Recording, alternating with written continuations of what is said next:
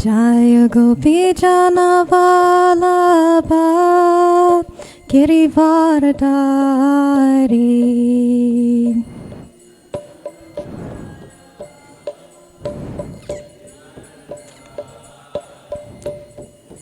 Yashodanandana Brajajana Ranjana.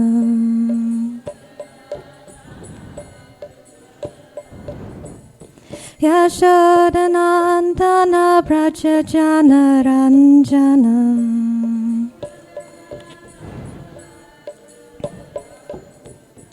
Yamuna Tira Vanachari.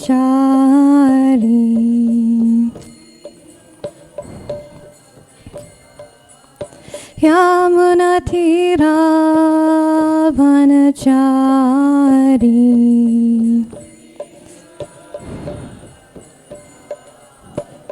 Jaya Radha Madhava Kunja Bihari.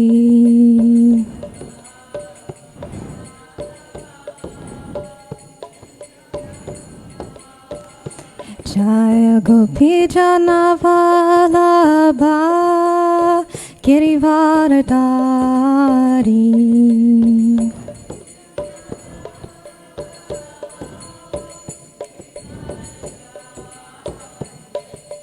Yashodanandana Brajajana Ranjana.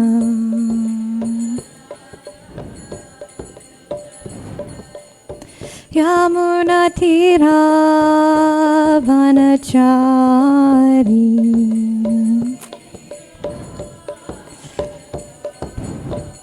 Jaya Radha Madhava Kunja Bihari.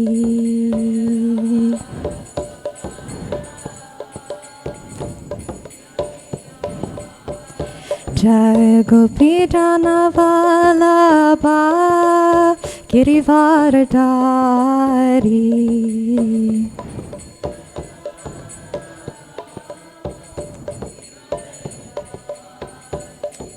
Yashodanandana Brajajana Ranjana.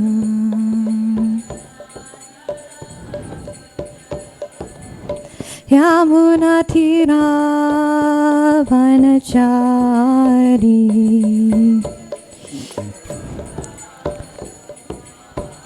Hare Krishna, Hare Krishna, Krishna Krishna, Hare Hare, Hare Rama, Hare Rama, Rama Rama, Hare Hare.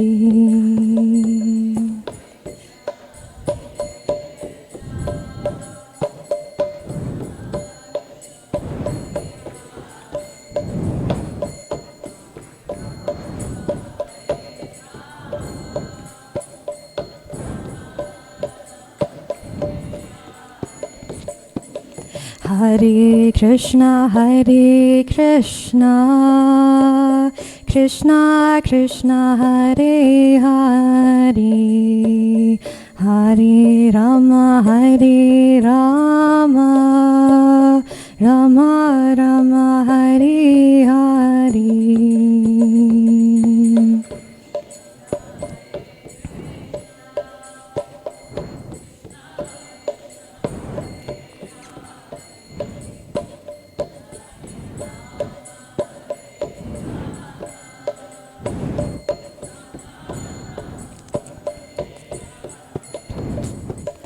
Hare Krishna, Hare Krishna, Krishna Krishna, Hare Hare, Hare Rama, Hare Rama, Rama Rama, Hare Hare.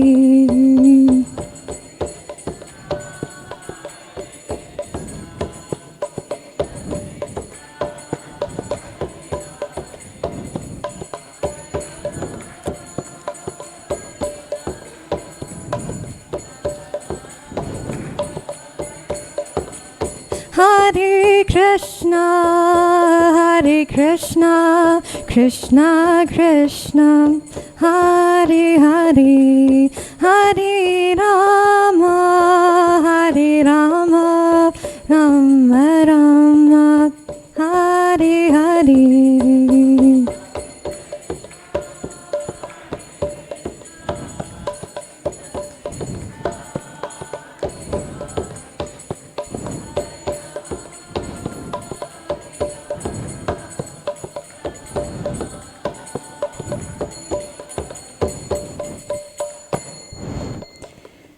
Jai Om Vishnupad Parahamsa Parajikacharya Ashtatara Shata Shri Srimad His Divine Grace A.C. Bhaktivedanta Swami Srila Prabhupada Ki. Jai Om Vishnupad Parahamsa Parajikacharya Ashtatara Shata Shri Srimad Srila Bhaktisiddhanta Saraswati Thakur Maharaj Prabhupada Ki. Anantakoti Vaishnava Vrinda Ki. Namacharya Srila Haridas Thakur Ki. Prem se kaho Shri Krishna Chaitanya Prabhu Nityananda Shri Advaita Gadadhar Shivasari Gaur Bhaktivinoda Ki.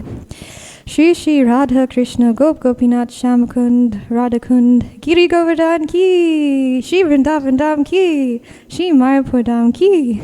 Ganga Mai Ki. Yamuna Mai Ki. Bhakti Devi Ki. Tulasi Devi Ki. Transcendental Book Distribution Ki. Grantaraj Srimad Bhagavatam Ki. Go Ramanande. Oh, glories to the assembled devotees.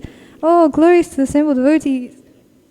Oh, glories to the assembled devotees. Oh, glories to Sri Sri Guru and Go Ranga. Oh, glories to Srila Prabhupada.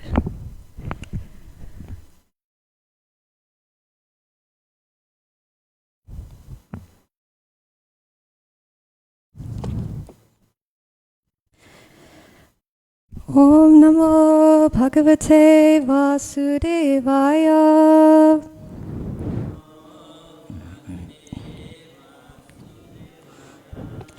Om Namo Bhagavate Vasudevaya.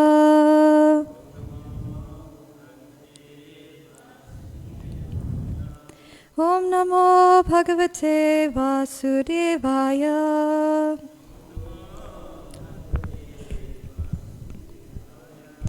Narayanam namaskritya naram cheva narottamam devim sarasvatim vyasham tato jayam udirayat nashta prayasha bhadreshu nityang bhagavata sevaya bhagavatyutamashloke bhaktir bhavati naishtiki. Hare Krishna. So today we are reading from Srimad Bhagavatam, Canto 4, Chapter 8, Text number 38. You can repeat. Nunam bhavan bhagavato yongaja parameshtina vitudan atate vinam hitaya jagato rikavat.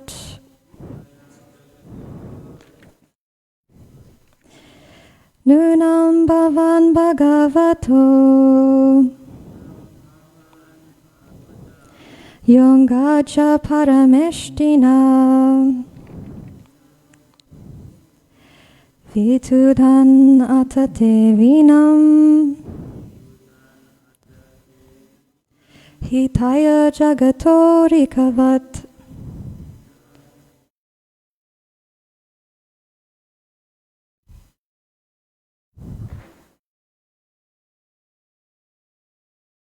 Nunam yongacha parameshtina vitudan atate vinam hitaya jagato rikavat. Nunam bhavan bhagavato yongaja parameshtina vitudan atate vinam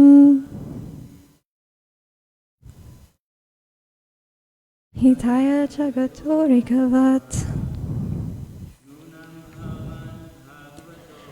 Nunam Bhavan Bhagavato Yongaja Parameshtina Vitudanata Devinam Hitaya Jagatorikavat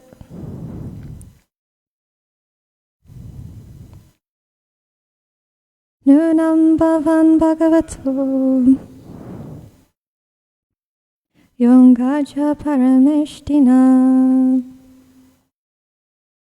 Vitudanata Devinam Hitaya Jagatorikavat Nunam Bhavan Bhagavato Yongaja Parameshtina Vitudanata Devinam Hitaya Jagatorikavat Nunam, certainly, Pavan, your honor, Bhagavata, of the Lord, Ya, that which, Angaja, born from the body, Parameshtina, Lord Brahma, Vitudan, by playing on, Atate, travel all over, Vinam, a musical instrument, Hitaya, for the welfare, Jagata, of the world, Arkavat, like the sun. Translation, you can repeat. My dear Lord, you are a worthy son of Lord Brahma, and you travel playing on your musical instrument, the veena, for the welfare of the entire universe. You are like the sun, which rotates in the universe for the benefit of all living beings. Translation and purport by Srila Prabhupada, His Divine Grace A.C. Bhaktivedanta Swami Srila Prabhupada Ki! My dear Lord, you are a worthy son of Lord Brahma, and you travel, playing on your musical instrument, the veena, for the welfare of the entire universe. You are like the sun, which rotates in the universe for the benefit of all living beings.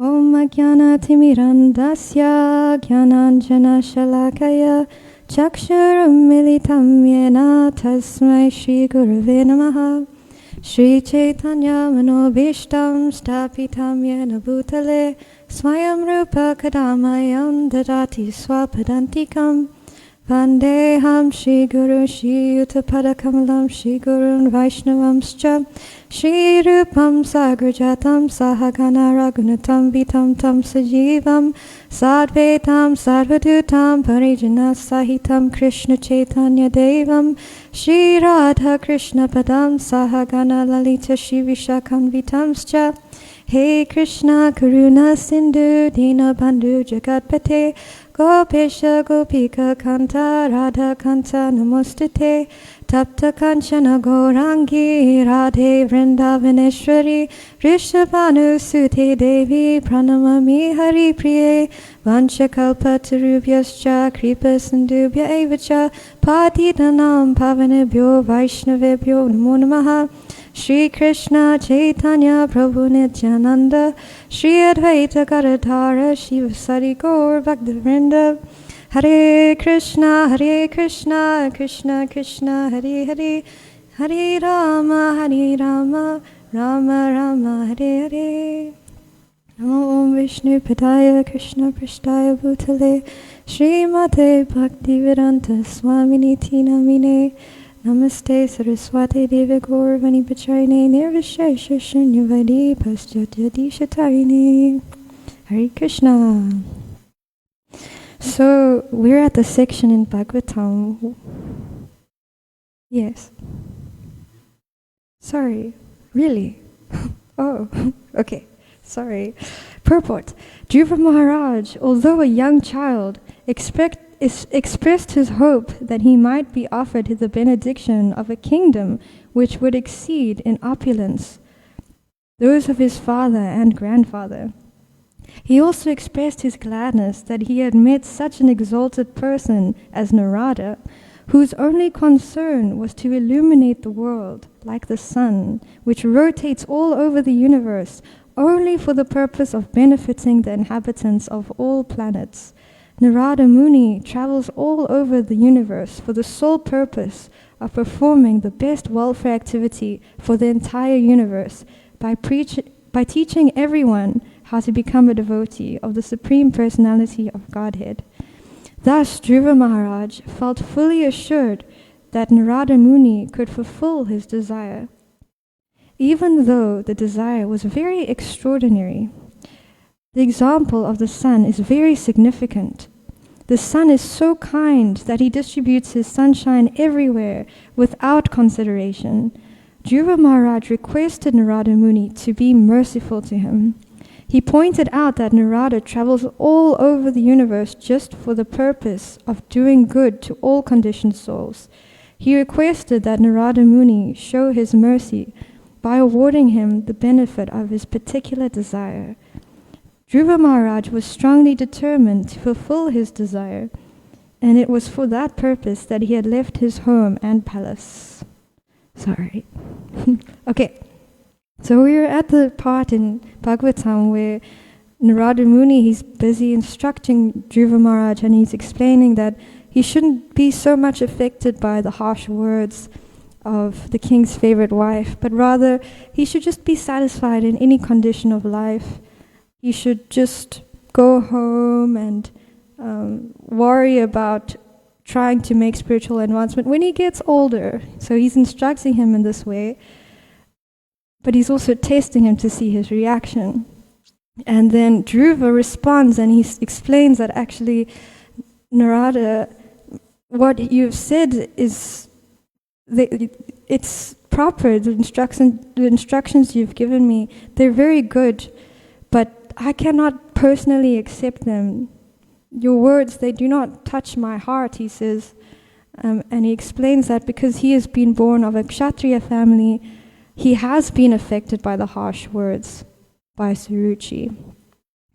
And it's because Kshatriyas have a sense of prestige. So Dhruva, he had a strong Kshatriya spirit, and he was very much affected by the harsh words that Suruchi spoke. So he's explaining to Narada Muni that he can't just accept the instructions that he is giving and just go home and forget everything. And then he expresses openly that he actually wants a position more exalted than any yet achieved within the three worlds by anyone. So he's asking Narada Muni for this benediction. And here he is asking Narada Muni for mercy. He's saying, "My dear Lord, you are a worthy son of Lord Brahma." So he's glorifying Narada Muni. And he's saying, you travel playing on your musical instrument, the veena, for the welfare of the entire universe. So he's glorifying this aspect of mercy that he sees in Narada Muni. He says, you are like the sun, which rotates in the universe for the benefit of all living beings. So let's go through the purport there. Dhruva Maharaj, although a young child, expressed his hope that he might be offered the benediction of a kingdom which would exceed in opulence those of his father and grandfather. So children, they don't usually want great opulence. They don't really see a need for it. They're very simple. If you ask a 5-year-old child, do you want a huge kingdom? He might say yes, but actually what will he do with that?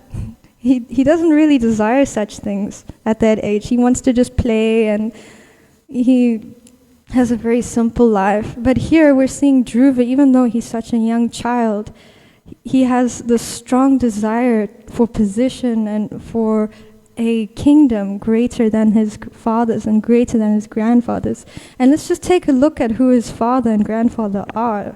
They're very exalted personalities, actually. So Lord Brahma, he's the plenary expansion of Lord Krishna, right? And he creates the whole material realm under the direction of Lord Vishnu. So he's got a very exalted position, and then from him comes Swayambhuva Manu. Also, it is said in the 5th canto of Bhagavatam that it appears that he actually was in charge of the whole universe as well. So, and then from him comes Uttanapada and Priyavrata. And Uttanapada is the father of Dhruva. So it's explained that all of these personalities, they were especially empowered by the Supreme Lord, and they had so much opulence, so much wealth. And Dhruva, he wants more than all of them. He wants to exceed them in opulence and in wealth. And this is what he's approaching Narada Muni for. And then in the purport it says, he also expressed his gladness that he had met such an exalted person as Narada, whose only concern was to illuminate the world like the sun, which rotates all over the universe only for the purpose of benefiting the inhabitants of all planets. So it is also quite ironic that now Narada Muni, he has met Dhruva, and he's instructing him just to leave all his worries behind and go and play like children do. But we know that Narada Muni in his previous life, as it's explained in Bhagavatam, the 1st canto, was also a child who wasn't interested in playing. He was also interested in making spiritual advancement more than he was interested in playing. And he explains in 1st canto, chapter 5, that he had no attachment for sports, even though he was a boy, and he didn't speak very much, actually. He was just interested in getting mercy from the sages. So we can see that this is the nature of children who are devotees. They're not interested in the same things other children are interested in. They're actually interested in hearing about Krishna and distributing books. I mean, we can see it's the book marathon. How wonderful it is that our little children, they're going out and distributing books. Isn't that amazing? Most children in the universe are not doing that, and they're not concerned with doing that. So Narada Muni actually understood Dhruva, and that's why we know he was actually just testing him. And here he has come, and it's explained like the sun, illuminating, he's sharing knowledge with everybody. And it's actually not the first time that Narada is being glorified as being like the sun. Srila Vyasadeva, who is also actually a disciple of Narada Muni, also glorifies him to be like the sun. He says that, like the sun, your goodness can travel everywhere in the 3 worlds. And like the air, you can penetrate the internal region of everyone. So, a few times Narada Muni is glorified as being like the sun. And let's just consider the sun analogy. Late in the purport, it says, the example of the sun is very significant. The sun is so kind that he distributes his sunshine everywhere without consideration. Dhruva Maharaj requested Narada Muni to be merciful to him. So the sun doesn't discriminate. We could be the most degraded person, but still the sunshine will shine its rays upon us. And it doesn't discriminate where it goes as well. If it can, it will go to the most degraded places, also the most unclean places, the places we would rather avoid. It will go everywhere and anywhere and everywhere. If it can, it will. And the mercy of a devotee is actually like that. The devotee wants to give mercy to everyone. But if we stay locked up in our houses, how will we see the sun? We have to go out, and the sun is there. It's readily available for everybody. But unless we make some endeavor, we can't actually get the mercy of the sun. We can't get the mercy unless we actually make some endeavor to get it. And Srila Prabhupada, he gives a very nice analogy in the first canto of Bhagavatam, chapter 8, text 29. In the purport, he says, by utilizing the sun's rays, sometimes even the stones become valuable, whereas a blind man cannot see the sun, although there are enough sun rays before him. Shri Shri Radharanath ki, Srila Prabhupada ki. So even though the sun is there, if we are blind to it, we won't even see it. So mercy is there, but if we don't open our eyes, we won't see it. Darkness and light are two opposite conceptions. But this does not mean that the sun is partial in distributing its rays. The sun rays are open to everyone, but the capacities of the receptacles differ. Such partiality in receiving the Lord's mercy is relative to the recipient, and it is not due to the partiality of the all-merciful Lord. So the Lord and His instruments, His devotees, they're always wanting to give mercy, but it's explained here that it's depending on us. Are we ready to receive it? So partiality only seems to be there because we're not all open to receiving the mercy that is available. Like the Lord and His representatives, they're actually not partial. And Srila Vishwanath Chakravarti Thakur in Madhurya Kadambini explains how bhakti is seated in the heart of a pure devotee, and it's bhakti itself that actually inspires that devotee to share bhakti with others.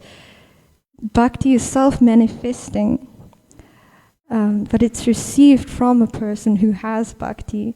And Shivaram Maharaj explains in Shuddha Bhakti Chintamani in relation to that, why it is that bhakti comes to some people and not to others, why the mercy comes to some and not others. Just also again dealing with this aspect of impartiality, this apparent impartiality. And again he speaks about it's depending on the receptivity of the person, and that receptivity will depend on the piety of a person. So there's agyata sukriti and bhakti anmukhi sukriti. It's this unknown devotional service that we may have accumulated over a long period of time. And then we become eligible to hear and accept instructions, to hear and accept Bhagavatam. And I can think of one example of that. Srila Prabhupada was traveling on a plane, with Shruta Kirti Prabhu, and he had eaten some puffed rice and left the rest. And there was an air hostess who walked past, and she did something very unusual. She actually took the puffed rice and she ate some, but usually this is not something an air hostess would do. You know, they don't just walk past anyone on a plane and take something that they're eating. But obviously the Super Soul was guiding her to do this. So she actually got the Mahaprasadam from a pure devotee without even knowing who Prabhupada was. And then she offered Prabhupada fruit and milk, and she was serving Srila Prabhupada without even knowing who he was. And then I think it was about many years later, I don't know how many years, I can't remember, but many years later, in South America, one of Srila Prabhupada's disciples came to Shruta Kirti Prabhu and said that he was traveling in a very remote place there, and he would go from house to house, and he knocked on the door of one house, and this devotee lady opens the door, and she's got Prabhupada in her house, pictures of Prabhupada, she's got Krishna there on her altar, and she explains that, many years ago, I was traveling on a plane and I didn't even know who Srila Prabhupada was. And I I managed to get some of his maha. His disciples couldn't even get his maha, but this lady, she got his maha. And she said, now look at where I am. I'm chanting Hare Krishna every day by Prabhupada's mercy. So that's one nice practical example. You can see that this pious credit that she built up from having that maha prasadam enabled her to actually continue to practice Krishna consciousness in her life. So it's quite amazing.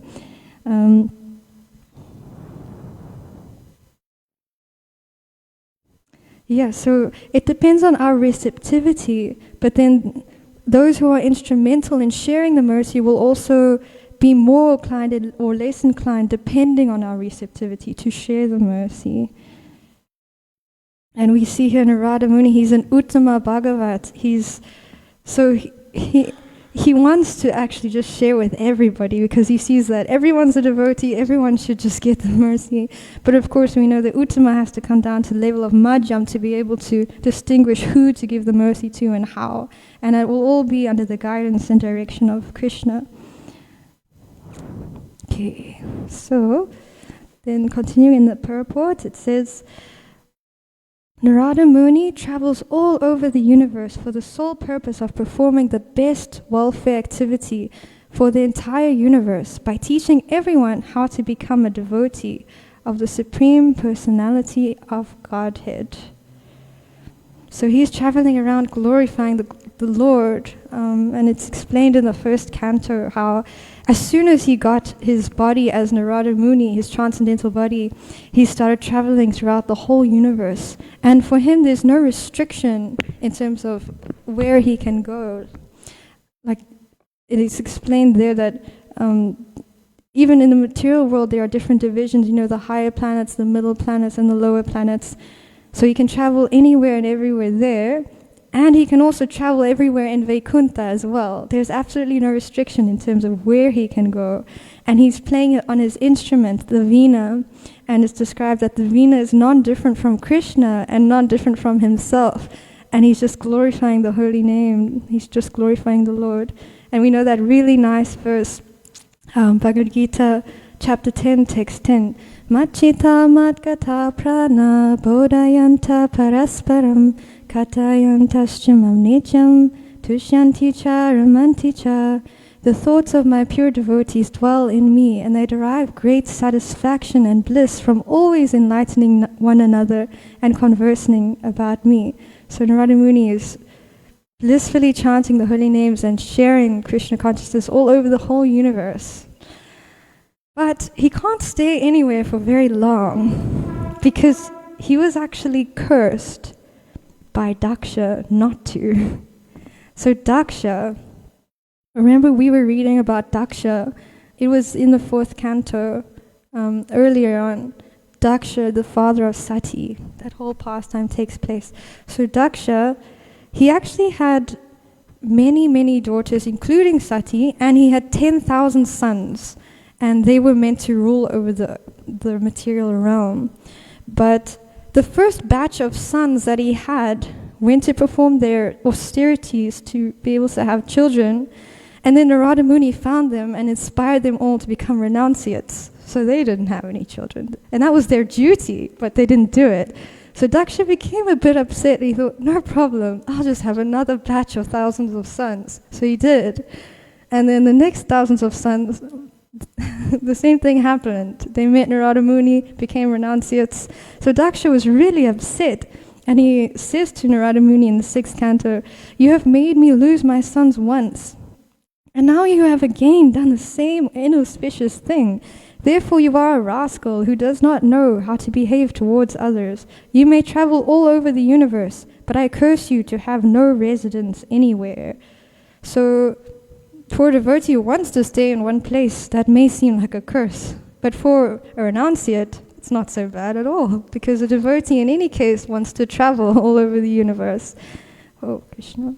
And something really interesting in the purport there is that Srila Prabhupada mentions that in the parampara system from Narada Muni, he has also been cursed, he says. He says, although he has centers all over the world that he could live at, he's always traveling because he's cursed by the parents of our movement. That's what he said. But he explains that if the younger devotees become sannyasis, then he can transfer the curse to them so that he can sit in one place and just translate. That's what Prabhupada says.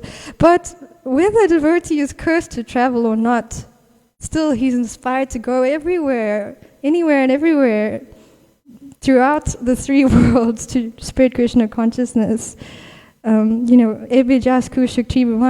the three worlds, the pure devotee goes and he travels and he shares Krishna with everyone. He doesn't want anyone to miss out on the mercy if he can give it. But there is actually one place where Narada Muni can stay. Because Narada, he heard about the Rasa Leela and he really wanted to take part in that. Because Vrinda Devi was telling him about it. So then finally he gets a benediction from Yoga Maya. So he goes to bathe in Kusum Saravara and he comes out as a gopi and he gets to take part in the dance. And then Krishna says to him, actually, you know what? You can stay in Vrindavan. It's not like other places where you always have to leave. It's not like any other place, so you can actually stay. So he's traveling throughout the whole universe. He can't stay anywhere. He's always showing the mercy. But there is one place for him that he can stay. And that is Vrindavan. Yes, and then in the purport, we're reading that this is the highest welfare activity. So this is the best welfare activity for the entire universe. Him glorifying the Lord and preaching Krishna consciousness. This is actually what's helping people, because it's explained in Bhagavad Gita, chapter 5, text 25, in the purport that actually a person who is engaged only in sharing Krishna consciousness, they're doing the highest welfare work, because if they're just helping them with their physical difficulties, then they're not actually factually helping anyone, because temporary relief of the external body and mind is not satisfactory. It says the real cause of one's difficulties in the hard struggle for life may be found in one's forgetfulness of his relationship with the Supreme Lord.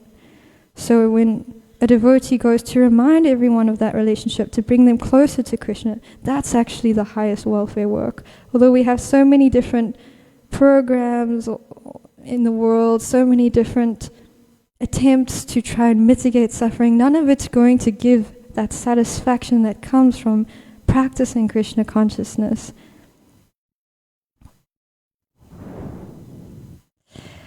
And then in the purport, it's explained that thus Dhruva Maharaj felt fully assured that Narada Muni could fulfill his desire, even though the desire was very extraordinary.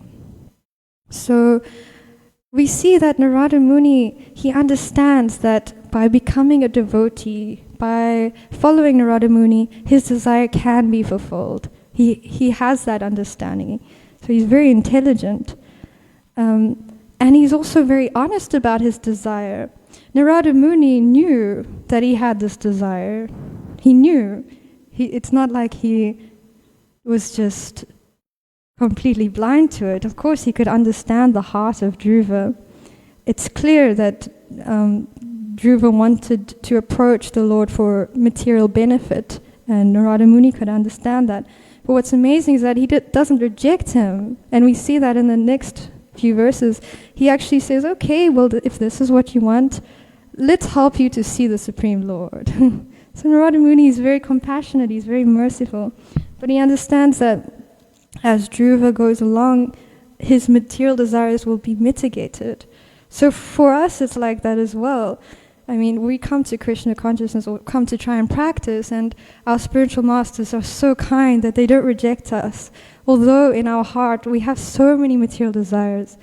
But if there's some inclination to practice, and if there's some sincerity, some understanding that, okay, we actually do want to see the Lord, then they will plan that as much as they can until those material desires are actually just like pieces of broken glass in the face of something so valuable, which is what happens later. In Bhagavatam we shall see. But still, Narada Muni, he's not rejecting Dhruva. And Dhruva's, even though Dhruva is coming for some material benefit, but it's explained,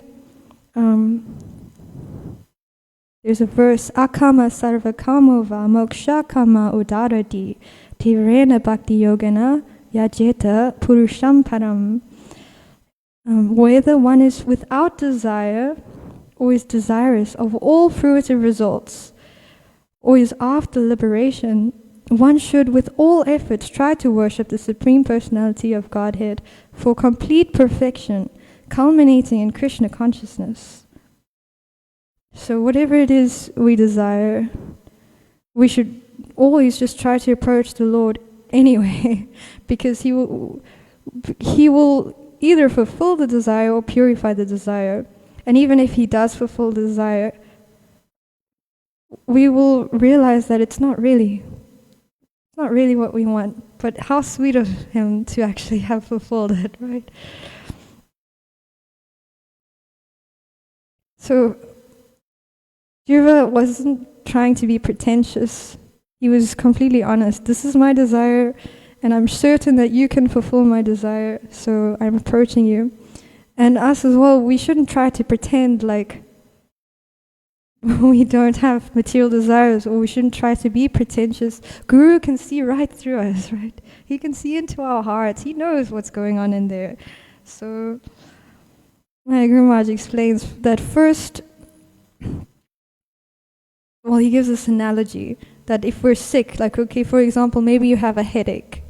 First thing you have to do is acknowledge that, okay, something is wrong, has to be changed, or I have to do something about this. And then the next thing you have to do is try to think about what you can do. What can you do to mitigate this suffering? So if you have a headache, then you have to make some endeavor to find a cure for that. But first thing to do is to acknowledge. So we also have to acknowledge that, yes, we have anartas. Yes, we have material desires. And then we have to try and understand what is the ultimate cure to all of that. And Daksha actually, he gives his own idea of what he thinks the cure for our anartas and material desires are. He says that, and this was because, remember Narada Muni, he's inspired all of his sons to be renunciates, and Daksha was upset. And so Daksha actually said to him that material enjoyment is indeed the cause of all unhappiness, but one cannot give it up unless one has personally experienced how much suffering it is. Therefore, one should be allowed to remain in so-called material enjoyment while simultaneously advancing in knowledge to experience the misery of this false material happiness. Then, without help from others, one will find material enjoyment detestable. So his recommendation is that it's fine, we should just carry on enjoying life, and you'll realize that it's just full of suffering, and then you can advance in knowledge on the side, but you'll understand just by suffering from all the enjoyment that it's not really what you want. But that's actually not what's recommended, and Prabhupada explains in the purport that actually the only way we can become free from our material desires and come to the platform of real renunciation is if we get the association of a devotee like Narada Muni or his servant in the disciplic succession. And then Prabhupada writes in that purport that one's dormant spirit of renunciation cannot be awakened unless we meet someone like Narada Muni or his representative. It is not a fact that because material enjoyment involves so many painful conditions, one will automatically become detached. One needs the blessings of a devotee like Narada Muni. Then one can renounce his attachment for the material world. The young boys and girls of the Krishna consciousness movement have given up the spirit of material enjoyment, not because of practice, but by the mercy of Lord Sri Chaitanya Mahaprabhu and his servants like Srila Prabhupada and his disciples.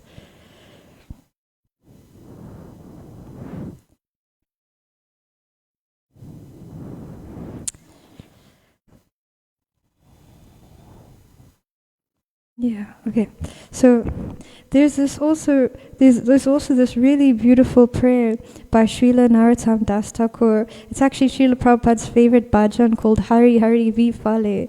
And he says, Samsara Vishanale Diva Nisha Hiya Jvale, which says that my heart is always burning in the fire of material existence, and I have made no provisions for getting out of it. And then Golokera Premadana Harinam Sankirtana. The only remedy is Harinam Sankirtan, the chanting of the Hare Krishna Maha Mantra, which is imported from the spiritual world, Goloka Vrindavan. And I found another translation similar.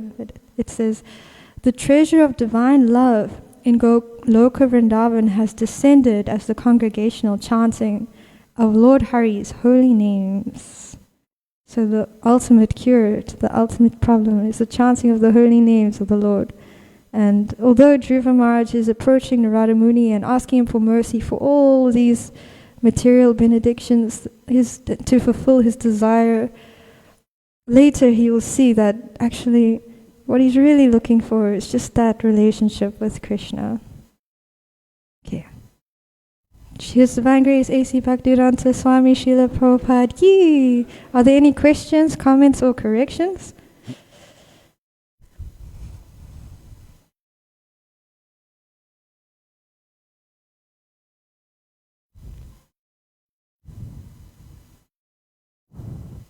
Okay. No one has anything? Okay. His Divine Grace A.C. Bhaktivedanta Swami Srila Prabhupada Ki. Ananta Koti Vaishnava Vrinda Ki. Gaur Pramanande.